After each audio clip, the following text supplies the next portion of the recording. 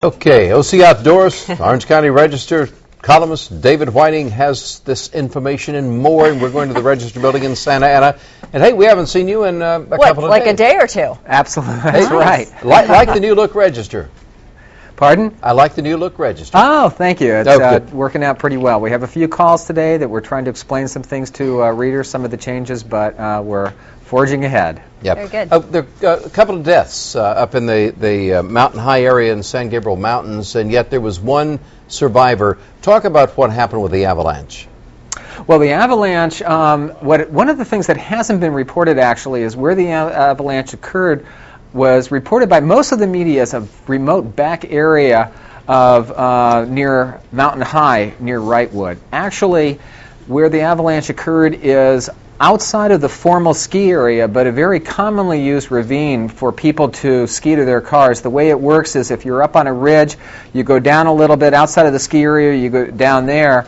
That's where the avalanche occurred, and kind of almost on the way to one of the parking lots. Here you can see the avalanche search and rescuers getting ready for what was a pretty grim night. But these were people who happened to be caught up in the avalanche, were all expert backdoor outdoors country people, and two of them were ski patrol members actually. And again, that search went into the night. Unfortunately, it was very grim. 3 bodies were recovered, and they're moving forward. However, right here is Oscar Gonzalez Jr., 24, of Westminster, and you can see he ended up okay. He was a snowboarder who was caught up in a very, very tough evening for everyone. Although he was not caught up in the avalanche, he went off trail and managed to survive the night despite sub-freezing temperatures, winds, and being lost. And he was found the next morning after making some very, very smart decisions. Talk a little bit about some of those decisions without giving the entire story away. What was it that he did to survive overnight? Well, one of the biggest things was he managed to keep his cool, and that's a very, very tough thing under these kinds of circumstances. Not to panic. It's very, very natural. You're out there. It's dark. It's cold. You don't know what's going to be going on, and you're starting to turn numb, and that's what happened to him. But he did keep his cool. He thought about things. He made certain decisions, and then he followed through with action.